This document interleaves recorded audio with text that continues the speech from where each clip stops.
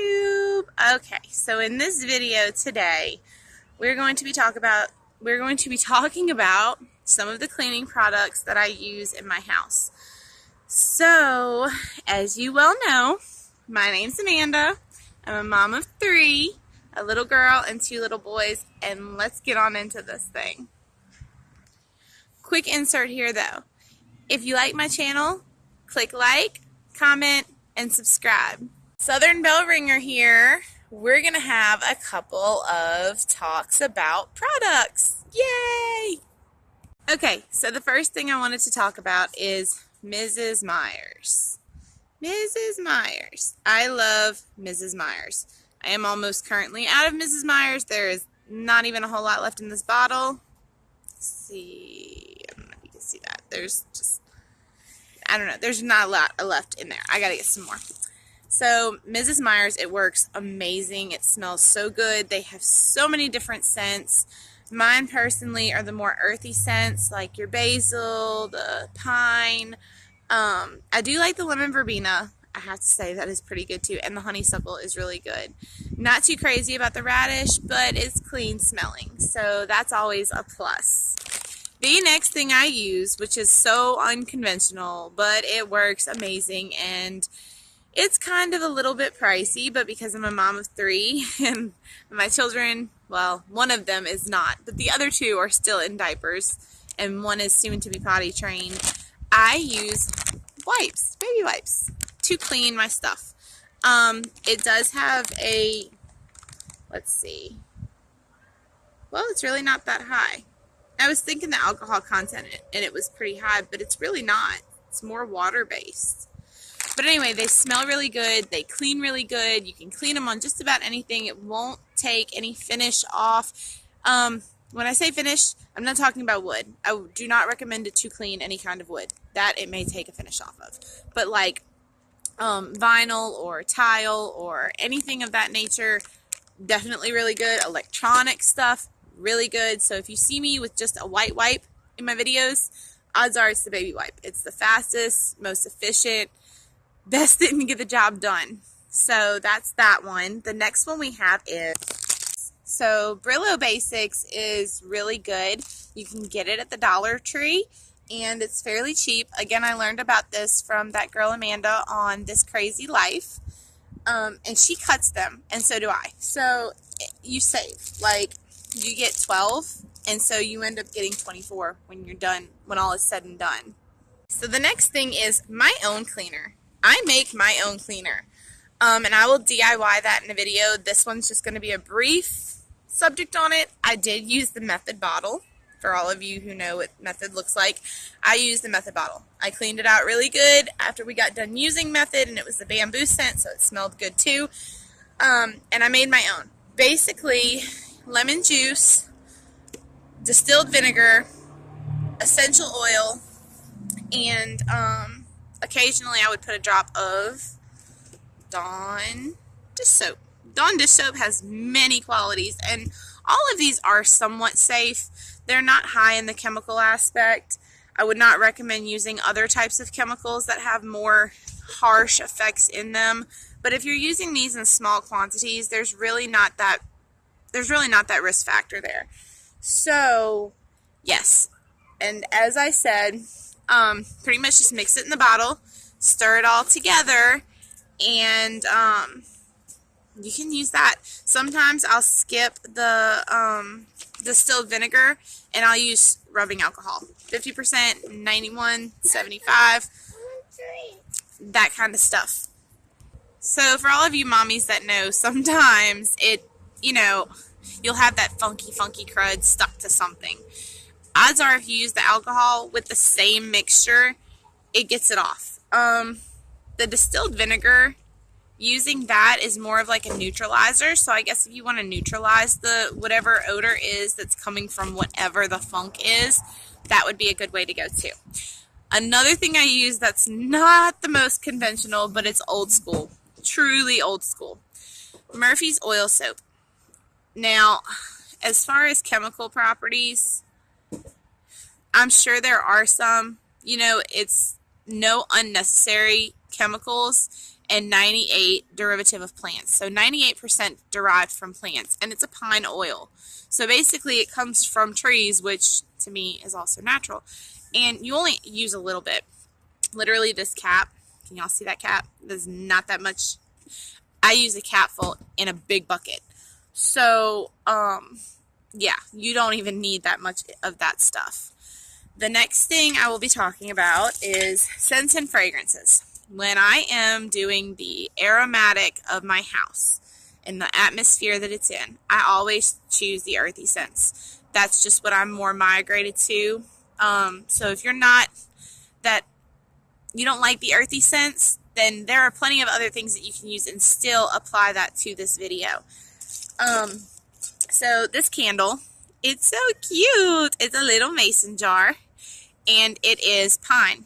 And I believe I lit this in one of my previous videos, so if y'all want to go and check that out and give me a big thumbs up for that too, it'd be really good. But yes, it's pine. As you can see, I have used, I think it's almost half of it, but it is really good. And I got that from the Dollar Tree, so that's not that bad. I go through these suckers so much. Anybody else go through these? These wax burning cubes. I bought in literally 1 week these, and they say to leave them in there for until they lose the scent. To me, that only lasts about 2 days, if that, and doesn't matter how long I leave it in there. So I use it anyway. I buy it anyway. They're not very expensive, but when you're buying a lot of them, it tends to add up. So I just try to be super, super careful. I know a lot of people don't do this. Again, somewhat old school. Not too old school because, yeah, but anyways, somewhat. I use air freshener, y'all. I really do. I'm not going to lie. Again, any kind of pine, earthy scent, that's me. So I do use air freshener. I typically only use it before company comes over. So my house smells clean. I'm going to say in an average 24 hours, my house smells clean, like for 12 to 15 of those hours. The other hours we're asleep. So we really can't tell what it smells like when we're asleep. But it's like the last finishing touch of something before someone comes. When you're quick, fast, and in a hurry, and you know, you don't know exactly, you've been in there all day, and you don't know exactly what it's going to smell like when they walk into 3 toddlers. Yeah, it's going to smell like spruce and pine. That's what my house is going to smell like. But anyways, a little tidbit in this is frankincense oil. So I'm going to talk to you guys about essential oils. Now, I'm no expert. I don't sell essential oils for a living. I have talked to people about essential oils. Many of people about essential oils. Y'all, there are some essential oils I would not recommend for anybody to use. No one. If you have pets, I'm an animal lover. The pet is my fur baby, and that's just the way that it is. So, if y'all have pets, please review what essential oils are good for your pets and what aren't. There is a lot of things people say just to sell you something. You hear me? Just to sell you something. They will say whatever it is to sway you. I'm not going to do that.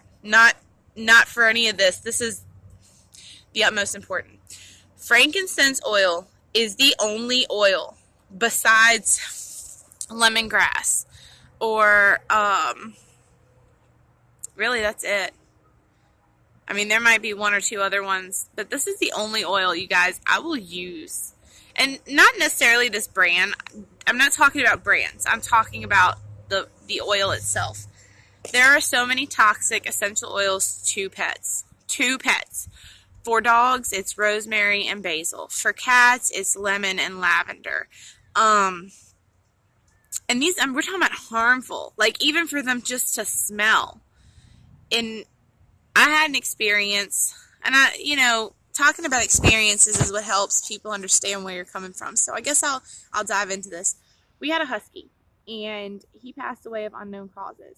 But in order to find out what those unknown causes would have been, which we couldn't ever find out, because we didn't have the financial means for an autopsy. Let's be real, you guys.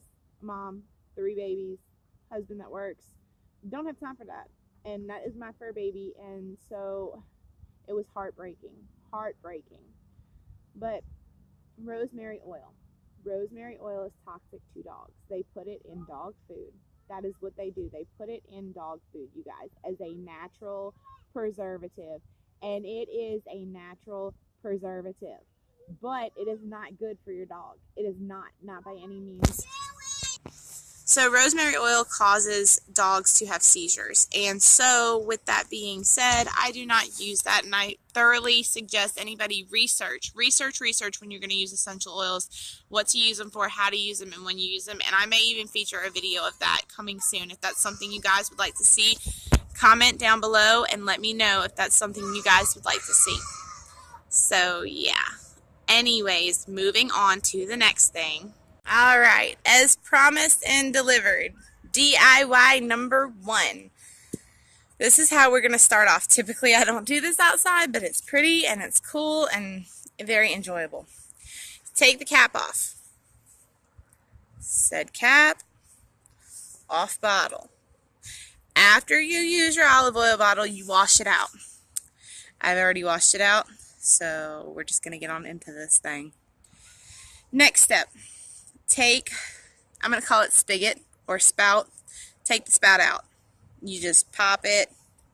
Let's see if I can show y'all. Next step, dish soap of your choice. For me, right now, it's Dawn.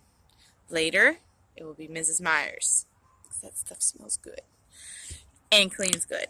So, as you're going to just pour in your dish soap, pour it on in until you fill up the bottle.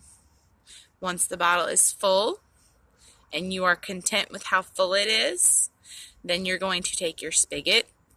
You're going to take this thing right here and snap it all around till you see that it's sealed. You'll see that it's sealed on place. Cap it, put it at your dish station. And that's it, you guys. DIY number 1. DIY number 1. Yes. Hey guys, so that's it for this video. If you like it, like, comment, subscribe, so on and so forth. Pass it around to your friends. Get the word out. And I will see you guys in the next one.